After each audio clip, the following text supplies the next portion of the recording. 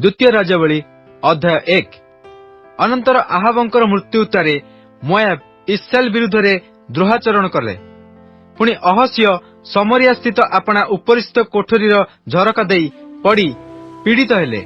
आउ से दूतगण पठाई सेमानकु कहिले, जाओ एही पीड़ारू मु सुस्थ हेबी कि नाही एहा इक्रोन देवता बाल सबुकु पचार। मात्र सदाप्रभुଙ୍କ दूत तिस्बिय एलियाଙ୍କୁ कहिले, उठ समरिया राजांकर दूतगणକୁ साक्षात करियाकु जाओ ओ सेमानकु कुह, इस्राएल मध्यरे परमेश्वर नाहांती बोली कि तुमे माने इक्रोन देवता बाल सबुकु पचारिबाकु जाउअछ। एहेतु सदाप्रभु एही कथा कहंती, तुम्भे जेउ सज्य उपरकु जाइअछ तहिरु तळकु आसीबो नाही, मात्र निश्चय मरिबो। ए उतारे एलियो प्रस्थान कले। तो दूत माने अहस्यଙ୍କ निकटकु फेरी आसंते से सेमानकु पचारले, तुमे माने काहेकि फेरी आसिलो? एथिरे सेमाने तांकु कहिले, जणे लोक आम्भମାନଙ୍କୁ साक्षात करक आसी कहिला, जेउ राजा तुमମାନଙ୍କୁ पठाई अछि ताहा निकटकु फेरी जाई ताहाकु कुह, सदाप्रभु एही कथा कहंती, इस्राएल मध्यरे परमेश्वर नाहांती बोली कि तुम्हे इक्रोन देवता बाल सबु निकटकु पचारि पठाउअछ। एहेतु तुम्हे जेउ सज्जा उपरकु जाइअछ तहिरु तळकु आसीबो नाही, मात्र निश्चय मरिबो।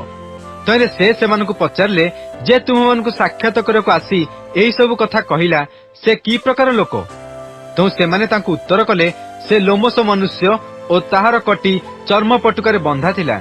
तैले से कहिले, से तो तिस्बिय एलियो। तेबे राजा तांको निकटकु जणे 50 पति की ताहार 50 लोक सहित पठाइले। तो से तांको निकटकु गला। आउ देख, एलियो पर्वत शृंगरे बसिथिले। एथिरे से तांकु कहिला, हे परमेश्वरको लोक राजा कहुअछंती, तळकु आस। तो एलियो सेई 50 पति की उत्तर करी कहिले, जेबे मु परमेश्वरको लोक, तेबे आकाशरु अग्नि आसी तुम्भकु ओ तुम्भ 50 लोकंकु ग्रास करू। एथिरे आकाशरु अग्नि आसी ताहाकु ओ ताहार 50 लोकंकु ग्रास कला।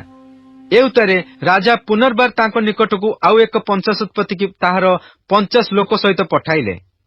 तो से तांकु कहिले, हे परमेश्वरको लोक राजा कहि अछंती, शीघ्र तळकु आस। एथिरे एलियो सेमानकु उत्तर करी कहिले, जेबे मु परमेश्वरको लोक, तेबे आकाशरु अग्नि आसी तुम्भकु ओ तुम्भ 50 लोकंकु ग्रास करू। तो परमेश्वरको अग्नि आकाशरु आसी ताहाकु ओ ताहार 50 लोकंकु ग्रास कला।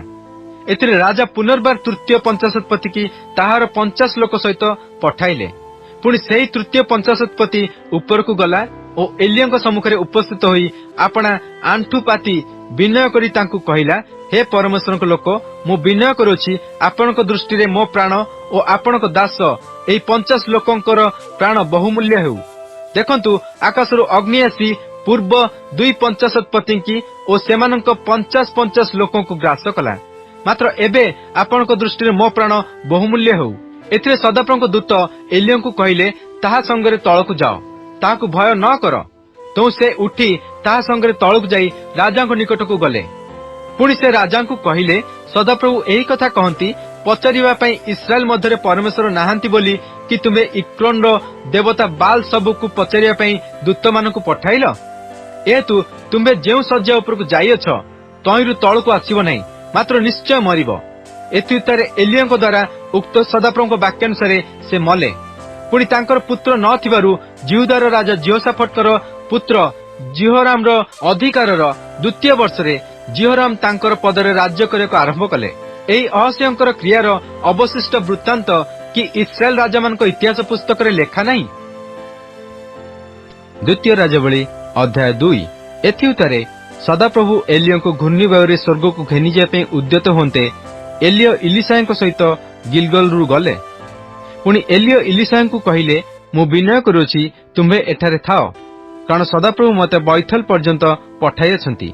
तहरे इलिशा कहिले, सदाप्रभु जीवत थिबा प्रमाणे ओ आपणक प्राण जीवत थिबा प्रमाणे मु आपणकु छाड़ीबी नाही। तहु सेमाने बैथल को गले।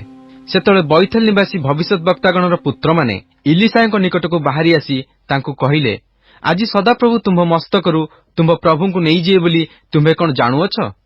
तहरे से कहिले, हां मु जानुअछि, तुहे माने तुनी हुओ। एउतारे एलियो तांकु कहिले, हे इलिशा, मु विनय करूछि, तुम्हे एठारे थाओ, कारण सदाप्रभु मते जिरियोकु पठाई अछंती। एथिरे से कहिले, सदाप्रभु जीवत थिबा प्रमाणे ओ आपणक प्राण जीवत थिबा प्रमाणे मु आपणकु छाड़ीबी नाही। ତହୁଁ ସେମାନେ ଜିରିହକୁ ଗଲେ।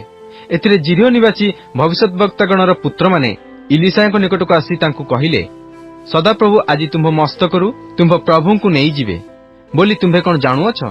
ସେ ଉତ୍ତର କଲେ, ହଁ ମୁଁ ଜାଣୁଅଛି, ତୁମେମାନେ ତୁନି ହୁଅ। ଏଉତାରେ ଏଲିୟ ତାଙ୍କୁ କହିଲେ, ମୁଁ ବିନୟ କରୁଅଛି ଏଠାରେ ଥାଅ, କାରଣ ସଦାପ୍ରଭୁ ମୋତେ ଜର୍ଦ୍ଦନକୁ ପଠାଇଅଛନ୍ତି।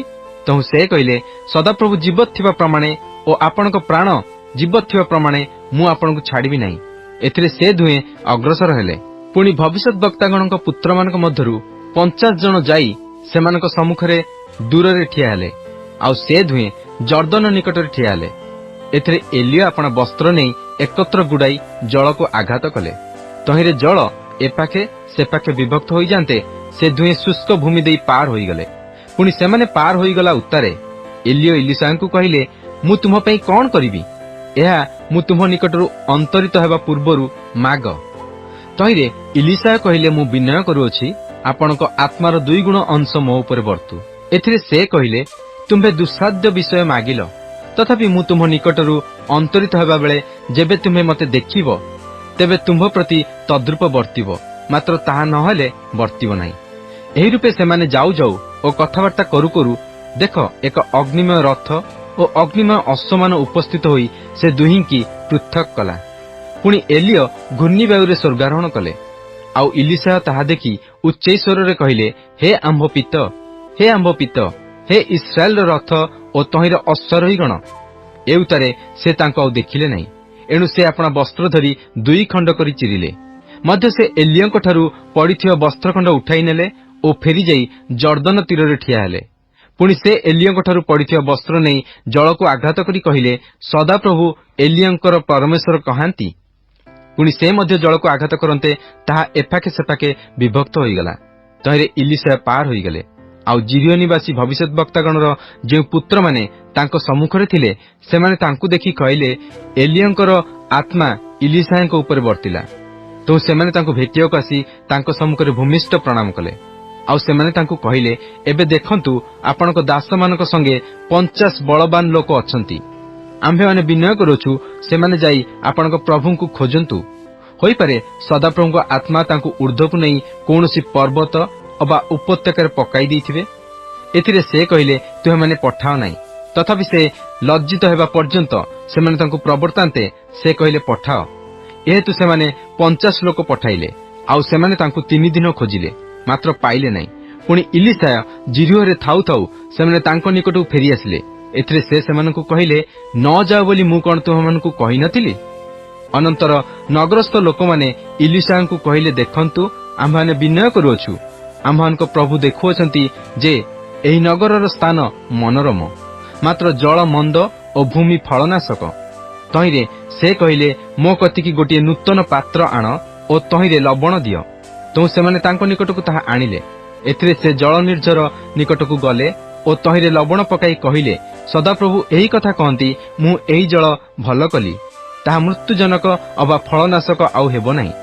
ଏହି ରୂପେ ଇଲିଶାଙ୍କର ଉକ୍ତ ବାକ୍ୟାନୁସାରେ ସେହି ଜଳ ଆଜି ପର୍ଯ୍ୟନ୍ତ ଭଲ ହୋଇଅଛି। ଏଥି ଉତ୍ତାରେ ସେ ସେଠାରୁ ବୈଥଲକୁ ଗଲେ। ପୁଣି ସେ ପଥରେ ଯାଉ ଯାଉ କେତେକ କ୍ଷୁଦ୍ର ବାଳକ ନଗରରୁ ବାହାରି ଆସି ତାଙ୍କୁ ପରିହାସ କରି କହିଲେ, ଆରେ ଟାଙ୍ଗରା ମୁଣ୍ଡା, ଉପରକୁ ଯା, ଆରେ ଟାଙ୍ଗରା ମୁଣ୍ଡା, ଉପରକୁ ଯା। ଏଥିରେ ସେ ଆପଣା ପଛକୁ ଅନାଇ ସେମାନଙ୍କୁ ଦେଖିଲେ ଓ ସଦାପ୍ରଭୁଙ୍କ ନାମରେ ସେମାନଙ୍କୁ ଶାପ ଦେଲେ। ସେତେବେଳେ ବନରୁ 2 ଭଲୁକି ବାହାରି ଆସି ସେମାନଙ୍କ ମଧ୍ୟରୁ 42 ଜଣ ବାଳକଙ୍କୁ ବିଦୀର୍ଣ୍ଣ କଲେ। ଏ ଉତ୍ତାରେ ସେ ସେଠାରୁ କର୍ମିଲ ପର୍ବତକୁ ଗଲେ ଓ ସେଠାରେ ସମରିୟାକୁ ଫେରିଗଲେ। ଦ୍ୱିତୀୟ ରାଜାବଳୀ ଅଧ୍ୟାୟ 3। ଜିହୁଦାର ରାଜା ଜିହୋଶାଫାଟଙ୍କର ଅଧିକାରର 18 ବର୍ଷରେ ଆହାବଙ୍କର ପୁତ୍ର ଜିହୋରାମ ସମରିୟାରେ ଇସ୍ରାଏଲ ଉପରେ ରାଜ୍ୟ କରିବାକୁ ଆରମ୍ଭ କରି 12 ବର୍ଷ ରାଜ୍ୟ କଲେ। ପୁଣି ସେ ସଦାପ୍ରଭୁଙ୍କ ଦୃଷ୍ଟିରେ କୁକର୍ମ କଲେ, ମାତ୍ର ତାଙ୍କର ପିତା ଓ ତାଙ୍କର ମାତା ତୁଲ୍ୟ ନୁହେଁ, କାରଣ ସେ ଆପଣା ପିତୃନିର୍ମିତ ବାଲର ସ୍ତମ୍ଭ ଦୂର କରିଦେଲେ। ତଥାପି ନବାଟର ପୁତ୍ର ଜାରବିଆମ ଯଦ୍ୱାରା ଇସ୍ରାଏଲକୁ ପାପ କରାଇଥିଲେ, ତାଙ୍କର ସେହି ପାପରେ ସେ ଆସକ୍ତ ହେଲେ ଓ ତାହା ଛାଡ଼ିଲେ ନାହିଁ। ମୋଆବର ରାଜା ମେଷାଧିକାରୀ ଥିଲା। ପୁଣି ସେ ଇସ୍ରାଏଲର ରାଜାଙ୍କୁ କର ରୂପେ 1 ଲକ୍ଷ ମେଷବତ୍ସର ଓ 1 ଲକ୍ଷ ମେଷର ଲୋମ ଦେଉଥାଏ। ମାତ୍ର ଆହାବଙ୍କର ମୃତ୍ୟୁ ଉତ୍ତାରେ ମୋଆବର ରାଜା ଇସ୍ରାଏଲର ରାଜାଙ୍କ ବିରୁଦ୍ଧରେ ଦ୍ରୋହାଚରଣ କଲା। ସେ ସମୟରେ ଜିହୋରାମ ରାଜା ସମରିୟାରୁ ଯାଇ समुदाय इस्राएल को संग्रह कले। तो से जाई जिहुदार राजा जिहोशाफाट निकट को लोक पठाई कहिले, मोआबर राजा मो विरुद्ध रे द्रोहाचरण करियछि, तुम्भे कौन मोआब विरुद्ध युद्ध करिया मो संगे जीव? तो से कहले, मु जीवी, मु तुम्भ परी, मो लोक तुम्भ लोक परी, मो अश्व तुम्भ अश्व परी। आउ से कहले, आम्भे माने केउ बाटे जीवा? तो से उत्तर कले, इदम प्रांतर बाटे। तो इस्राएल राजा और जिहुदार राजा और इदम राजा यात्रा करी 7 दिनर पथ बुली करी गले। पुणी सैन्य मानक पई अबा सेमानक पश्चातगामी पशु मानक पई जल मिलला नहीं। एथिरे इस्राएल राजा कहिले, हाय, कारण मोआब हस्तरे समर्पण करिया पई सदाप्रभु एही 3 राजांकु एकत्र डाकी अछंती। मात्र जिहोशाफाट कहले, आम्भे माने जाहांको द्वारा सदाप्रभुଙ୍କୁ पचारि पारू, सदाप्रभुଙ୍କର एपरि कोनोसी भविष्यत वक्ता कोन एठारे नाहांती? एथिरे इस्राएल राजांकर दासमानक मध्यरु जणे उत्तर देई कहिला, साफाटर पुत्र इलिसाय जे एलियाଙ୍କ हस्तरे जल ढाळुथिले से एठारे अछंती। तेबे जिहोशाफाट कहिले, सदाप्रभुଙ୍କ वाक्य ताहांकठारे अछि। तेणु इस्राएल राजा ओ जिहोशाफाट ओ इदम राजा तांक निकटकू गले। सेतबेले इलिसाय इस्राएल राजांकू कहिले, तुम्भ संगे मोर की विषय?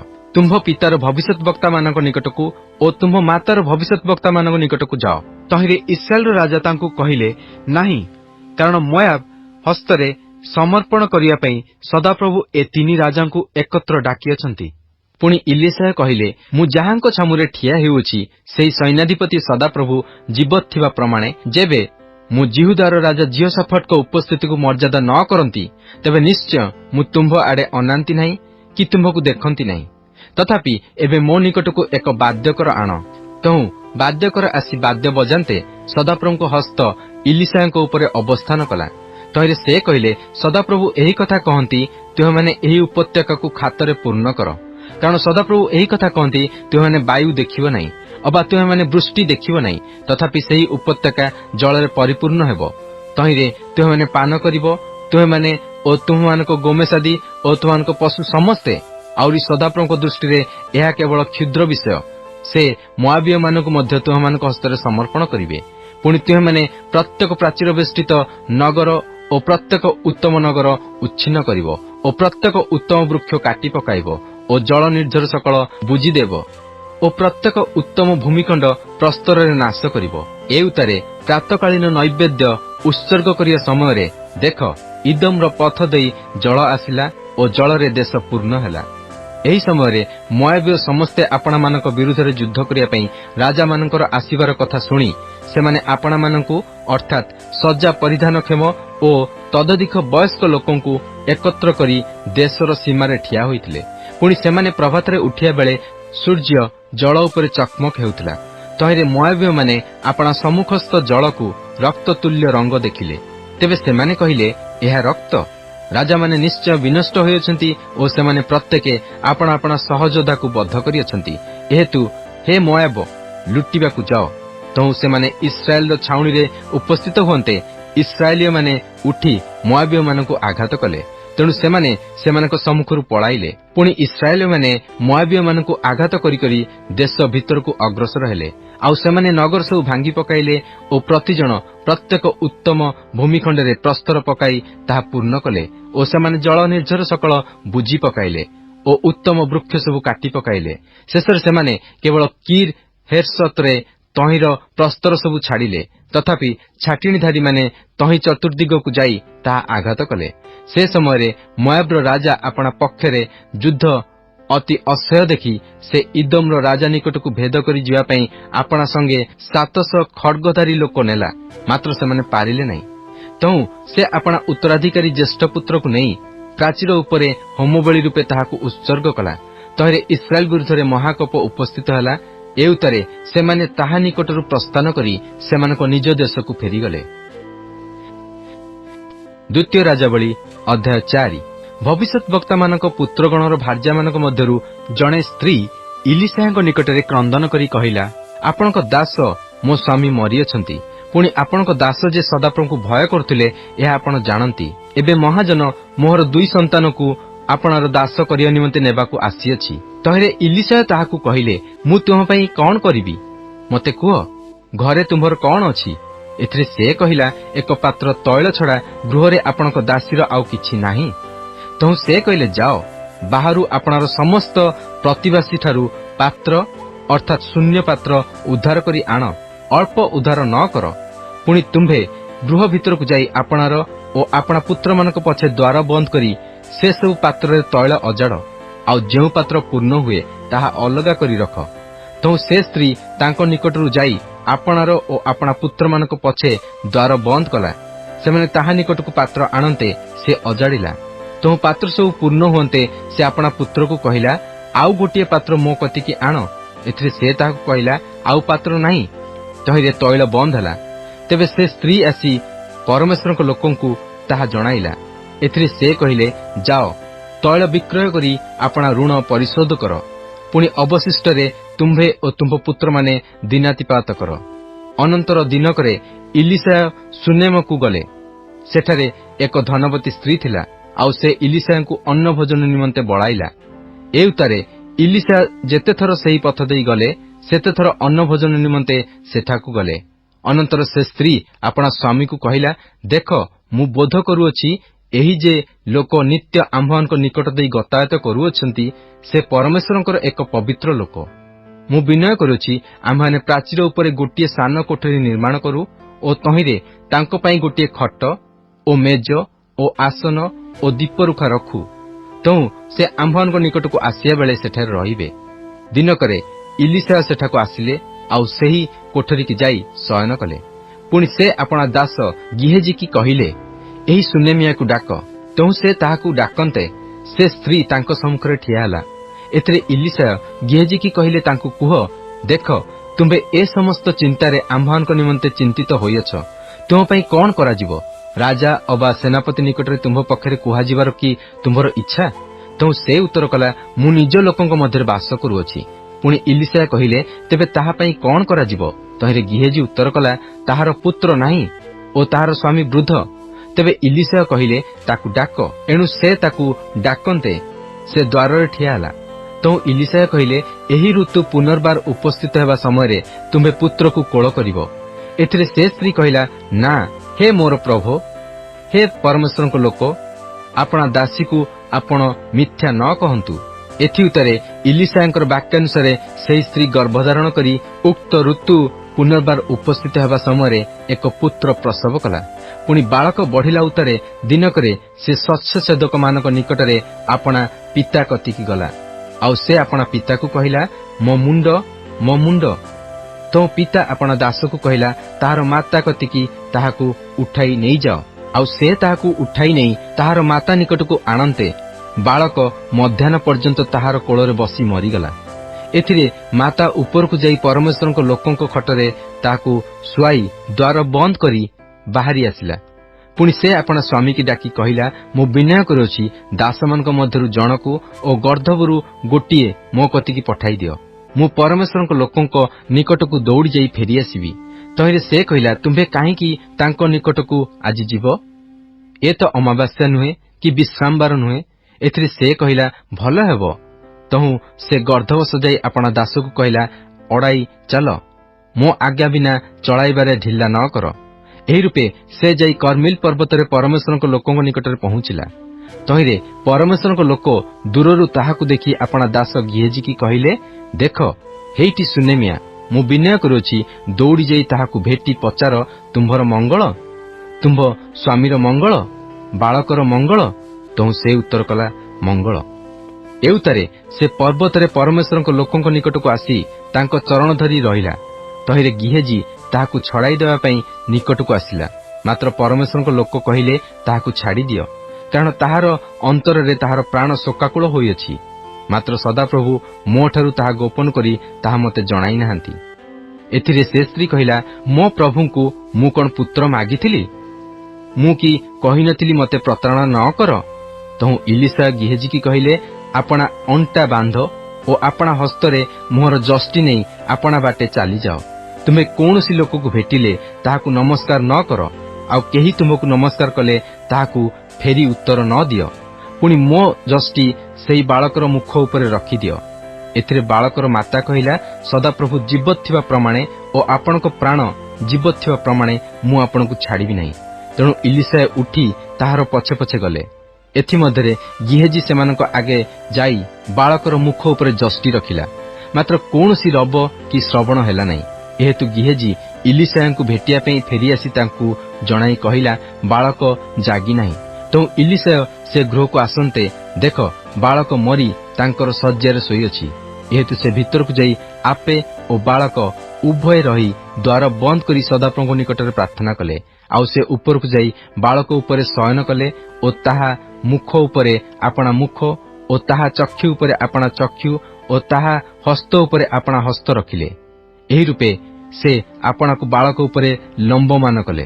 ତହିଁରେ ବାଳକର ଶରୀର ଉଷ୍ମ ହେବାକୁ ଲାଗିଲା। ଏଥିରେ ଇଲିଶାୟ ଫେରି ଗୃହ ମଧ୍ୟରେ ଏଣେ ତେଣେ ଥରେ ବୁଲିଲେ। ତହୁଁ ଉପରକୁ ଯାଇ ବାଳକ ଉପରେ ଆପଣାକୁ ଲମ୍ବମାନ କଲେ।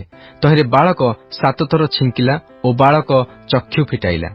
ଏଥିରେ ସେ ଗିହେଜିକି ଡାକି କହିଲେ, ସେଇ ସୁନେମିଆକୁ ଡାକ। ତହୁଁ ସେ ତାହାକୁ ଡାକିଲା। ଆଉ ସେ ତାଙ୍କ କତିକି ଆସନ୍ତେ ସେ କହିଲେ, ତୁମ୍ଭ ପୁତ୍ରକୁ ନିଅ। ସେତେବେଳେ ସେ ସ୍ତ୍ରୀ ଭିତରକୁ ଯାଇ ତାଙ୍କର ଚରଣରେ ଭୂମିଷ୍ଠ ପ୍ରଣାମ କଲା ଓ ଆପଣା ପୁତ୍ରକୁ ନେଇ ବାହାରକୁ ଗଲା। ଅନନ୍ତର ଇଲିଶାୟ ପୁନର୍ବାର ଗିଲଗଲକୁ ଆସିଲେ। ସେ ସମୟରେ ଦେଶରେ ଦୁର୍ଭିକ୍ଷ ଥିଲା।